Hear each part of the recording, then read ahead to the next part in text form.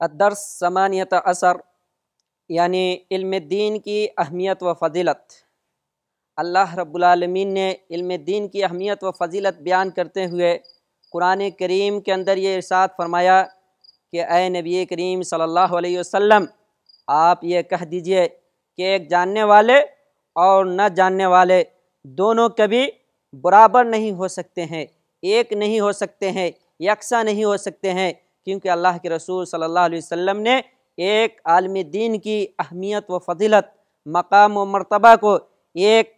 غیر کے اوپر جو علم دین نہیں جانتے ہیں ان کے اوپر ان کی اہمیت بیان کیے گئے ہیں، ان کی فضیلت کو بیان کیے گئے ہیں کہ عالم دین ایک ان پڑھ، ایک گوار، ایک جاہل کے اوپر ایسے ہی اہمیت و فضیلت رکھتے ہیں جیسے کہ 14ویں چاند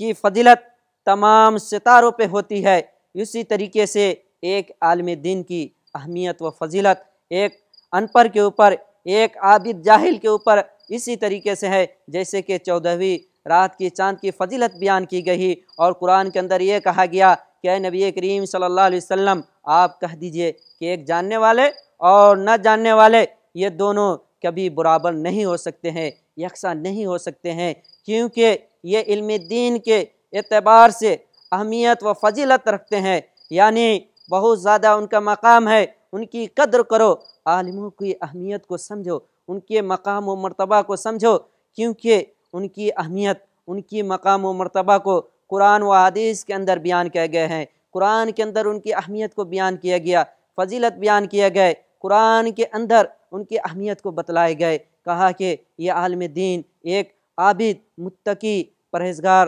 تقوی والے ہوتے ہیں، تم ان کی قدر کرو۔ وآخر دعوانا ان الحمد للہ رب العالمین۔